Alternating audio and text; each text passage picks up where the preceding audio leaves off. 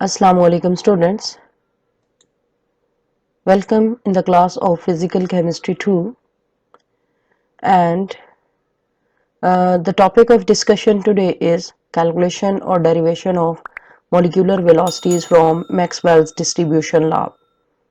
पिछले लेक्चर्स में हमने मैक्सवेल्स डिस्ट्रीब्यूशन लॉ को बड़ी तफसील से स्टडी किया, मतलब उसकी general discussion, graphical representation, mathematical derivation, ठीक है।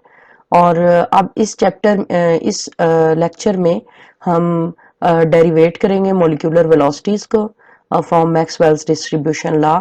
और जो पहली वेलोसिटी हम ड्राइव करेंगे जो कि इस टॉपिक से स्पेसिफिकली रिलेटेड है वो है the most probable velocity.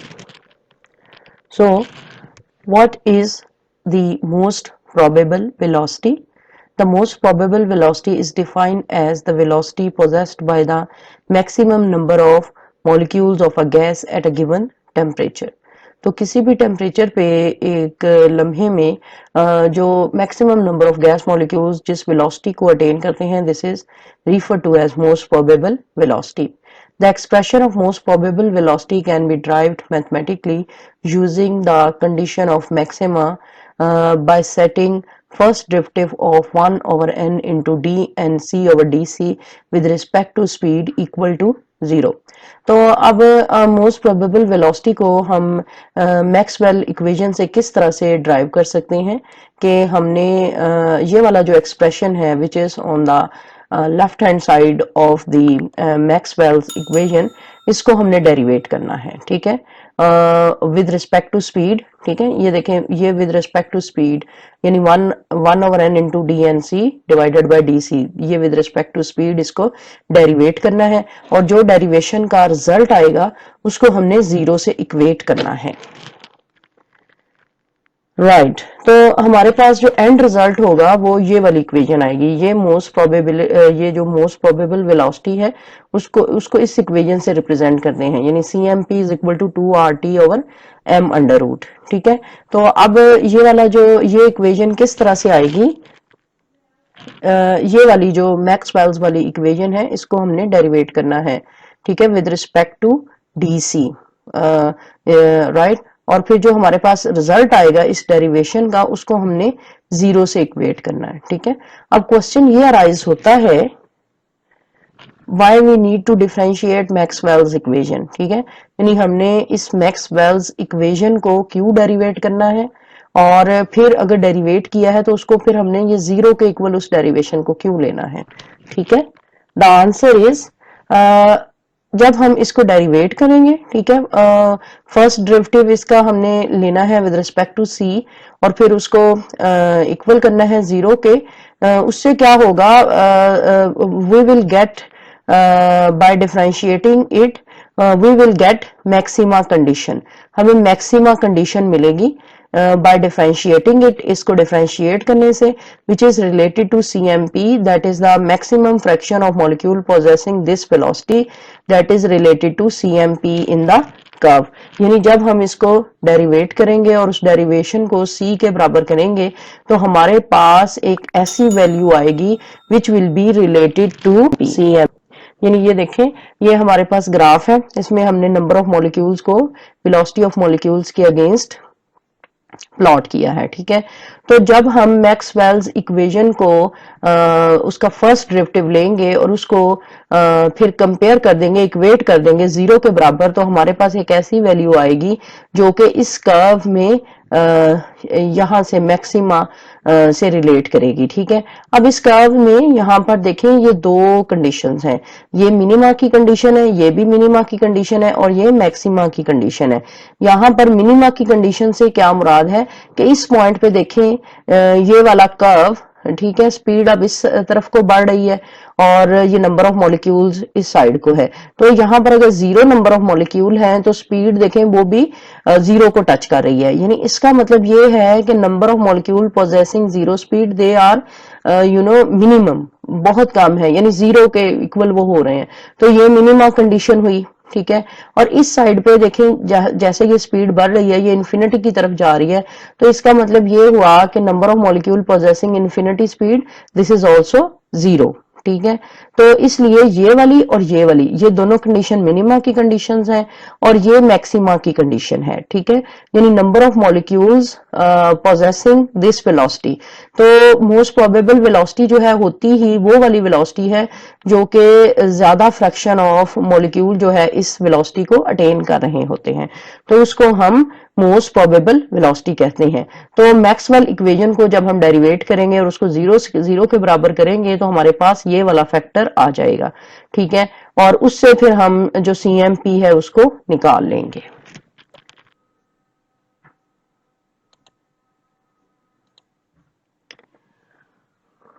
Okay, अच्छा जी, अब देखें हमने क्या करना है कि ये हमारे पास मैक्सवेल्स डिस्ट्रीब्यूशन लॉ की मेन इक्वेशन है, which is equal to 1/n into DNC divided by DC is equal to 4 pi m divided by 2 pi RT 3/2 into e raise to power minus MC square divided by 2RT square, ठीक है। और हमने क्या करना है कि इस factor को which is equal to this, right, इसको हमने डिफरेंशिएट करना है विद रिस्पेक्ट टू C, ठीक है। तो उसको हम फिर इस तरह से लिखेंगे D into 1/n into DNC divided by DC divided by DC। तो इसको बोलते हैं differentiation of this term with respect to C। उसको फिर इस तरह से ओवरऑल हम रिप्रेजेंट कर देते हैं, ठीक है। अच्छा, अब डिफरेंशिएशन का रूल होता है कि जब हम किसी भी क्वांटिटी को डिफरेंशिएट करते हैं तो उस क्वांटिटी में जो कांस्टेंट टर्म्स हैं they are taken outside the sign of differentiation, जैसा कि यहाँ आप देख रहे हैं। तो ये वाली जो क्वांटिटीज हैं यानी 4 pi m 2 pi RT raise to power 3/2, these all comes out to be a constant term. जब हम इनकी तमाम की वैल्यूज पुट करेंगे, उसको कैलकुलेट करेंगे, तो हमारे पास ये कांस्टेंट वैल्यू के इक्वल आ जाएगा। कांस्टेंट किस तरीके से, देखिए 4 भी कांस्टेंट है, पाई की वैल्यू जो है 3.14 समथिंग यानी 22/7, this is also a constant. और कोई भी गैस जो है उसका मोलिकुलर मास कांस्टेंट होगा। फिर ये 2 पाई नीचे आ गया, आर जो है वो आइडियल गैस कांस्टेंट है। और ये वाला जो टेम्परेचर है, ठीक है, कोई भी टेम्परेचर हम सिलेक्ट करेंगे और उस टेम्परेचर को हम फिर कांस्टेंट कर देंगे। So all these product of all these values this will come out to be a constant, इसलिए हम इस वैल्यू को we will take outside the sign of differentiation, ठीक है। तो इसका मतलब ये हुआ कि डिफरेंशिएशन जो है वो हमने किस क्वांटिटी की करनी है, हमने इस क्वांटिटी की करनी है, which is e raise to power minus MC square divided by 2RT square. तो जब हम इसको डिफरेंशिएट करेंगे तो उसका रिजल्ट जो है वो हमारे पास ये रिजल्ट आएगा, ठीक है। यानी ये देखें, ये तो कांस्टेंट टर्म जो है ये एज सच आ गई, ठीक है। और फिर इसको हमने डिफरेंशिएट करना है D/DC इंटू दिस। अच्छा, अब ये वाली जो क्वांटिटी है दिस कॉन्सिस्ट ऑफ 2 टर्म्स, ये this is the product of 2 terms, ये 2 टर्म्स का प्रोडक्ट है। एक ये वाला टर्म यानी e raise to power minus MC square divided by 2RT और एक ये C स्क्वायर का टर्म, ठीक है। और ये इसमें देखें कि 2 क्वांटिटीज जो हैं ये एक दूसरे के साथ मल्टीप्लाई हो रही हैं, ठीक है। तो इसमें डिफरेंशिएशन का जो रूल अप्लाई होगा उसको कहते हैं प्रोडक्ट रूल, ठीक है। ये प्रोडक्ट रूल जो है इस पे एप्लीकेबल होगा। और प्रोडक्ट रूल जो है हम किस तरह से अप्लाई करते हैं कि अगर हमारे पास 2 क्वांटिटीज हों, उनको डिफरेंशिएट करना हो और वो 2 क्वांटिटीज हैं फॉर एग्जांपल PQ, ठीक है, तो उसका डिफरेंशिएशन का जो रिजल्ट होगा वो इस तरह से होगा कि पहले हम पहली क्वांटिटी P जो है उसको कांस्टेंट रखेंगे और Q को डिफरेंशिएट करेंगे विद रिस्पेक्ट टू X, ठीक है। और इस लिहाज से जब हमने ये रूल जो है यहाँ पे अप्लाई किया, ठीक। तो हमने क्या करना है कि जो पहली क्वांटिटी है which is this one, we will take it as constant, जो कि यहाँ पे ये आ गया e raise to power minus M c square divided by 2RT। और ये जो दूसरी क्वांटिटी है विच इज सी स्क्र, जब हम इसका डिफरेंशिएशन करेंगे तो सी स्क्र का डिफरेंशिएशन जो है वो 2c के बराबर होता है। तो इस तरह हमारे पास ये वाला फैक्टर आ गया, ठीक है। और अगला जो होता है यानी प्लस, फिर हम ये प्लस का साइन लगाते हैं और फिर हमने क्या करना है कि ये जो सेकंड टर्म है इसको हमने कांस्टेंट रखना है which is here c square. ये देखें सी स्क्र को मैंने कांस्टेंट कर दिया और फिर हमने डिफरेंशिएशन करनी है इस क्वांटिटी की which is here first one e minus M c square divided by 2RT, ठीक है। ओके, अब ये वाली जो क्वांटिटी है यानी इसको डिफरेंशिएट करने के लिए डिफरेंशिएशन का दूसरा रूल जो है वो एप्लीकेबल होगा which is the exponent rule, ठीक है। यानी अगर हमने कोई ऐसी क्वांटिटी है जिसके एक्सपोनेंट में कोई चीज प्रेजेंट है यानी d over d x e raise to power 2x, ठीक है। तो जब हम इसको डिफरेंशिएट करेंगे तो ये जो पावर होती है, ठीक है, which is e minus M c square divided by 2RT, ठीक है। यानी इसको हमने अब डिफरेंशिएट करना है ना, तो इस सारे फैक्टर को पहले हमने एज सच यहाँ पे लिख देना है, ठीक है। और इस तरह देखें ये मैंने एज सच यहाँ पे लिखा हुआ है e raise to power minus M c square divided by 2RT। और फिर क्या करना है, dot differentiation of 2x with respect to x, ठीक है।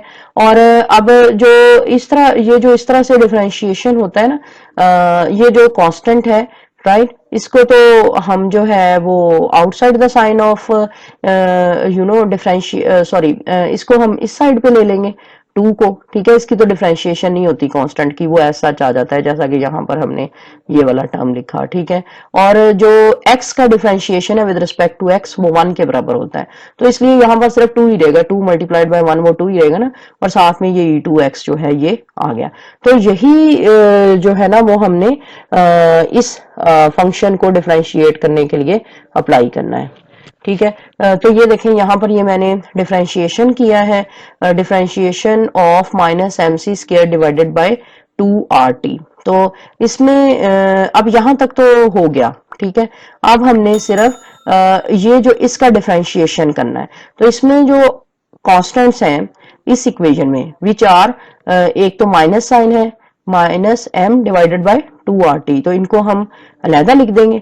और डिफरेंशिएशन ऑफ ये जो सी स्क्र है वो 2c के बराबर होता है, तो ये आपके पास आ गया minus m divided by 2RT into 2c, और इसको अगर आप इकट्ठा करके लिखें तो वो आ जाएगा minus 2mc divided by 2RT, जो कि ये मैंने यहाँ पर लिख दिया है। अच्छा जी, मैं उम्मीद करती हूँ कि आपको समझ इंशाल्लाह आ गई होगी, लेकिन इसके बावजूद भी अगर कोई प्रॉब्लम हो तो आप मुझसे पूछ सकते हैं, ठीक है। अच्छा, एनीवेज मुझे बड़ा मजा आया ये एक्सप्लेन करके, and I am very much hopeful that you people will also enjoy it, right. अच्छा जी, इसके बाद ये जो अगली इक्वेशन है, ठीक है, इसमें हमने जस्ट इस इक्वेशन को थोड़ा सा रीअरेंज किया है, और ये वाला फैक्टर तो एज इट इज आ गया कांस्टेंट फैक्टर, ठीक है। और ये वाला यहाँ से 2c यहाँ पे बाहर निकाल के लिख दिया, आगे जो है ये वही चीज आ गई है e raise to power minus M c square divided by 2RT। इसके बाद ये हमारे पास जो है ये माइनस और ये प्लस, ये माइनस हो जाएगा, तो माइनस और ये 2mc डिवाइडेड बाय 2RT इस साइड पे लिख दिया है, और e raised to power minus mc square divided by 2RT into c square. So this is just a simple rearrangement, right? अच्छा जी, अब उसके बाद हमने क्या किया है कि ये अगेन ये कांस्टेंट टर्म है, और ये वाला फैक्टर जो है ये सारे का सारा फैक्टर, ठीक है, इसमें से ये सारे का सारा फैक्टर हमने कॉमन ले लिया है। जब हम इस फैक्टर को कॉमन लेंगे तो देखें ये यहाँ पर ये 1 के बराबर आ जाएगा, because we have taken the whole this term as common 2c e minus M c square divided by 2RT। और इस इक्वेशन में से जब हम ये वाला टर्म कॉमन लेंगे तो हमारे पास जो बाकी बच जाने वाला फैक्टर है वो है m c square divided by 2RT, ठीक है। ये किस तरह से देखें, ये 2 और ये यहाँ से ये वाला c ले लिया, राइट, और इधर से ये एम सी स्क्र बचा, और फिर जो है हमने ये सारे का सारा टर्म कॉमन लिया हुआ है, E minus M C square divided by 2RT, और नीचे ये वाला 2RT बच गया। Right, clear? ओके, अच्छा जी, अब हमने क्या करना है कि जैसा कि हमने शुरू में कहा था, ठीक है, यानी मैक्सिमम पे हमने क्या करना है, एट द मैक्सिमम पोजीशन, ठीक है। तो ये शुरू वाली स्लाइड में मैंने कहा था कि इसका जो डिफरेंशिएशन है, ठीक है, जो भी हमारे पास वैल्यू आई, ये वाली जो डिफरेंशिएशन है, इसको हमने 0 के बराबर लेना है, ठीक है। तो फिर जब हमने अब पिछली 2 स्लाइड्स में हमने इसका डिफरेंशिएशन ही किया है, और डिफरेंशिएशन से जो जस्ट पिछली स्लाइड में लास्ट वाली इक्वेशन थी, वो इसका यहां तक ये रिजल्ट आया था, ठीक है। यानी इसका जो डिफरेंशिएशन है वो ये वाली टर्म है, लास्ट स्लाइड पे आखिरी वाली इक्वेशन, ठीक है। और क्राइटेरिया क्या था कि हमने उसको 0 के बराबर करना है। क्यों बराबर करना है? क्योंकि जब हम इसके डिफरेंशिएशन को 0 के बराबर करेंगे तो इस कर्व में ये वाला पॉइंट हमें हासिल हो जाएगा, यानी मैक्सिमा जो पॉइंट है वो हमें हासिल हो जाएगा, ठीक है। तो इस मैक्सिमा पॉइंट को हासिल करने के लिए हमने पहले इस इक्वेशन को डिफरेंशिएट किया और इसके डिफरेंशिएशन के रिजल्ट को हमने 0 से इक्वेट किया। Right, now there are 3 possibilities, यानी हमने इस इक्वेशन को रिजल्ट अगर 0 के बराबर लेके आना है तो 3 पॉसिबिलिटीज हो सकती हैं, ठीक है। यानी या तो हम ये जो कांस्टेंट वैल्यू है इसको 0 के बराबर रख दें तो ये सारा 0 से मल्टीप्लाई होगा और रिजल्ट जो है वो 0 हो जाएगा, लेकिन ये हो नहीं सकता, ठीक है, क्योंकि ये कांस्टेंट वैल्यू है, ठीक है। तो इसलिए हम इसको इस कंडीशन से वैसे ही बाहर निकाल देते हैं, यानी कांस्टेंट को हमने कंसिडर ही नहीं करना। राइट, अच्छा जी, इसके बाद हमारे पास ये आगे वाली वैल्यूज हैं, ठीक, यानी 2c into e minus M c square divided by 2RT into 1 minus mc square divided by 2RT is equal to 0. Now we have these three terms, यानी एक टर्म हमारे पास यहां तक जाके खत्म हो रहा है 2c, दूसरा टर्म हमारे पास है e raise to power minus mc square divided by 2RT, और तीसरा टर्म जो इनके साथ मल्टीप्लाई हो रहा है वो ये वाला है, ठीक है। तो अब हमने यानी अगर इस इक्वेशन को 0 के बराबर करना है तो या तो ये 2c 0 के बराबर हो जाए तो ये सारे का सारा फैक्टर 0 के बराबर हो जाएगा, राइट, या फिर ये वाला फैक्टर 0 के बराबर हो जाए तो ये सारा इस तरह, या फिर ये 0 के बराबर हो जाए तो ये सारा फैक्टर जो है वो 0 के बराबर हो जाएगा, ठीक है। अच्छा जी, अब क्या है कि इनमें हमने ये देखना है कि किस फैक्टर को हम 0 के बराबर करें तो हमें मैक्सिमा से रिलेटेड ये वाली इक्वेशन आ जाए, ठीक है। तो अब ये वाली जो कंडीशन है, यानी फर्स्ट फैक्टर अगर ये वाला 0 के बराबर हो, c इज इक्वल टू 0, अब जब c इज इक्वल टू 0 हो तो ये वाली मिनिमा की कंडीशन है, ठीक है। यानी यहाँ देखें वेलोसिटी इस साइड को इंक्रीज कर रही है और यहाँ पर वेलोसिटी 0 के बराबर है, so this is the minima condition, right. और दूसरी जो कंडीशन है वो क्या हो सकती है इसमें, यानी ये c स्क्वायर की यहाँ वैल्यू जो है किस सूरत में e minus M C square divided by 2RT 0 के बराबर हो सकता है when c is equal to infinity, right. और जब देखें, अब जब c is equal to infinity हो तो ग्राफिकली यहाँ पर आप देखें कि यानी c जो है जब मैक्सिमम स्पीड होती है तब भी जो है ना ये मिनिमा कंडीशन है ग्राफ में, यानी number of molecule possessing this velocity is 0, so these two conditions these are the minima conditions, ठीक है। अब ये वाला फैक्टर, यानी ये तो समझ आ गई ना, सिंपल सी बात है। अब ये वाला कि जब c is equal to infinity हो तो ये फैक्टर सारा किस तरह से रिलेटेड होगा। So here we have again a simple algebraic expression to explain this.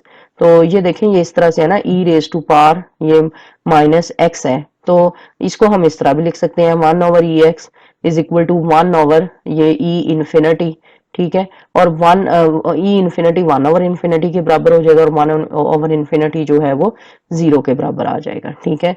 इसलिए जब हम c को इस फैक्टर में इन्फिनिटी के बराबर लेंगे तो ये सारे का सारा टर्म जो है वो 0 हो जाएगा, and this will relate to the condition of minima at this point, right? This means that we have two conditions of minima, this one and that one, and from the graph it relates to this position and this position, right? And the third condition which is here, right, अगर हम इस सारे factor को zero के बराबर कर दें, right, तो जब c हमारे पास होता है 2kt divided by mrt, right, actually यानी जब c जो है वो मोस्ट प्रोबेबल वेलोसिटी के इक्वल होगा। ये वाली टर्म जो है इसमें यहाँ पर r की जगह k का वर्ड यूज किया हुआ है।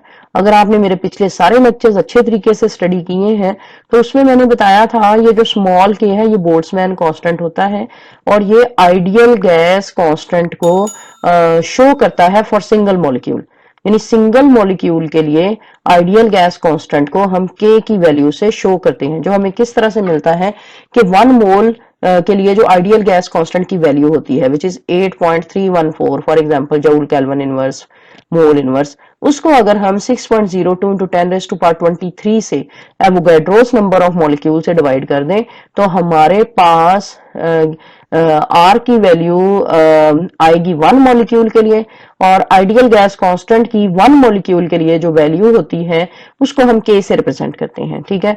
तो ये वाली जो c है वेलोसिटी, मोस्ट प्रोबेबल ये वेलोसिटी है एक मॉलिक्यूल के लिए, ठीक है, लेकिन हमने कैलकुलेट क्या करना है c की वैल्यू फॉर 1 मोल, c की वैल्यू हमने कैलकुलेट करनी है for number of molecules which are present in 1 mole which is equal to 6.02 into 10⁻23।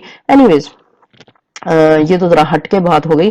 तो इस पॉइंट को जब हम जीरो के बराबर करेंगे तो हमारे पास ये वाली मैक्सिमा की कंडीशन आ जाएगी। So this condition relates to maxima.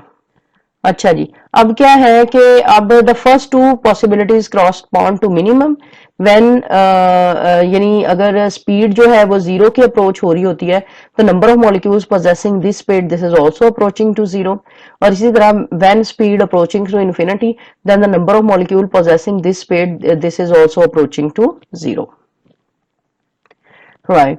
जो थर्ड कंडीशन है this satisfies the maximum point the velocity corresponding to this is there for the most probable velocity, that is अगर हम इस फैक्टर को 1 minus mc square divided by 2rt इसको zero consider करें, ठीक है, तो ये थर्ड कंडीशन है और ये मैक्सिमम पॉइंट को रिप्रेजेंट करेगी। 1 अगर आप इधर रखें तो ये बराबर हो जाएगा mc square divided by 2rt, या फिर इसमें से आप c स्क्वायर की वैल्यू ले वो हो जाएगा 2rt divided by m, right, और ये मोस्ट प्रोबेबल वेलोसिटी जो है this will be equal to, अगर दोनों तरफ से हम इसका अंडर रूट लें तो अंडर रूट से ये 2 यहां से कैंसल्ड आउट हो जाएगा और इसका अंडर रूट आ जाएगा 2rt divided by m under root, ठीक है। अब देखें यहाँ पर इस इक्वेशन में यहाँ पर ये r लिखा हुआ है, राइट, और पिछली स्लाइड पे हमने यहाँ पर इसको स्मॉल के स्टडी किया था। तो अगर हम 2 का कांस्टेंट है जहां पे अंडर रूट ले लें वो 1.414 के और into rt divided by m, right? So I really enjoyed this lecture, right, and hope you people will also enjoy it. Okay, Allah Hafiz, up till next lecture.